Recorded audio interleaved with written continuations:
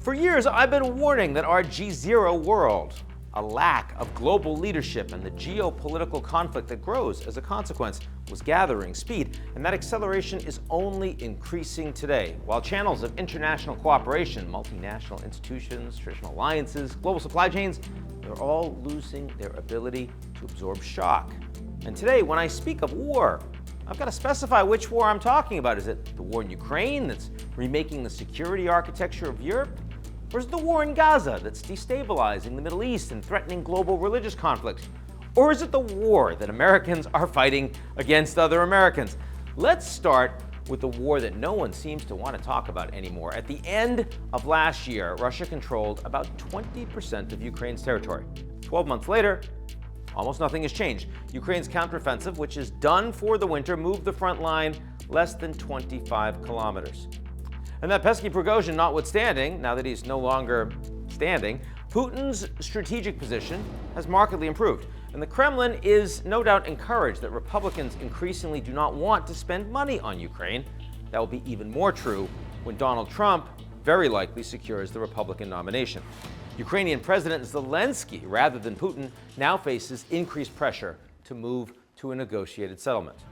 Next to the Middle East, where 1,200 Israelis, the vast majority civilians, were slaughtered by Hamas terrorists on October 7th, and where tens of thousands of Palestinians, the majority civilians, have been slaughtered by Israeli airstrikes. We are no closer to resolution today than we were when the fighting began. And with Iranian-backed Hezbollah looming on Israel's northern border, not to mention other proxies across the region, one thing is clear: there are no strong guardrails on this conflict. And finally, to America's political dysfunction, because even though the economy is doing well, the political system is in crisis.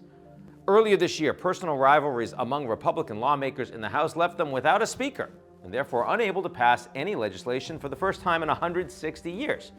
And for many of us, 2024 is kind of like Voldemort. It's the year we really don't want to talk about, but it's coming. And this time next year, we'll hopefully be preparing to inaugurate one of the oldest and most unpopular presidents in history. Whether that will be Biden or Trump, of course, it's too soon to say.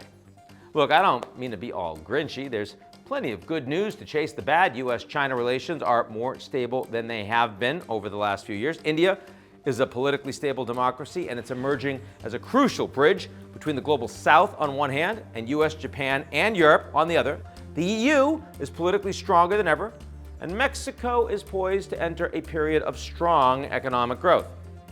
I'm not a man to make New Year's resolutions, aside from refusing to learn what the word Riz means, because I really don't care. But it is safe to say it will be a tough year ahead. And that said, I'll be there with you, week after week, trying to make sense of it all. How's that for excitement?